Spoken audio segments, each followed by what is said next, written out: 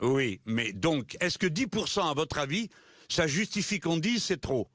Non ou oui? Eh ben, je réponds, moi, je comprends que vous posez que des questions, mais moi, je pose aussi une question. Et je dis, est-ce que vous avez compris que nous ne serons, pas vous, mais en général, nous allons bientôt être dans une situation où la démographie va faire que le système des retraites ne pourra plus marcher, que les cotisations sociales ne suffiront plus à payer les soins. Et par conséquent, s'il n'y a pas des gens qui travaillent et qui cotisent, tout ça va s'effondrer. Il ne restera que ceux qui auront la possibilité de se payer une retraite par des placements financiers, d'aller à la clinique ou à l'hôpital privé, parce qu'ils en auront les moyens. La société, c'est en tout. Enfin, j'ajoute la chose suivante.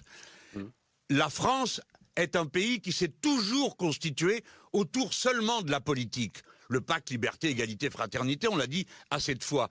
Ça n'est donc pas un pays ethnique. En quoi sommes-nous dérangés par des gens qui viennent et qui partagent nos valeurs? Alors, je ne dis pas tout le monde vient. Je ne dis pas ça, mais je dis que ça n'est pas raisonnable de mettre un verrou pareil. Regardez, les grandes écoles viennent de dire que c'est de la folie. Alors après attendez, avoir augmenté les sur ce frais point-là, d'inscription des étudiants vous ne dites étrangers... pas ce soir, Jean-Luc Mélenchon, tout le monde vient, j'entends. Mais je vous ai écouté tout à l'heure à 19h dans votre prise de parole, c'était sur YouTube. Vous dites clairement qu'il faudrait aujourd'hui, selon vous, régulariser tous les travailleurs sans papier en France. Où pouvez-vous trouver aujourd'hui une majorité à l'Assemblée ou dans l'opinion qui serait favorable à une régularisation massive des travailleurs sans papier en France? Mais nous ferons campagne pour ça.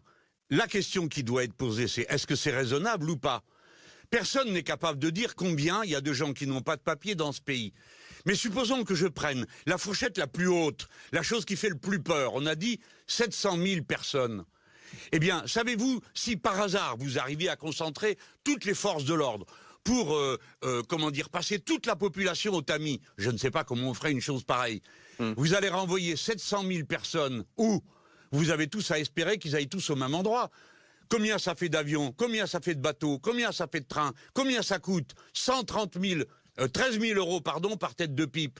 Ce sont des sommes gigantesques, donc personne ne fera jamais repartir les personnes qui sont clandestines en France.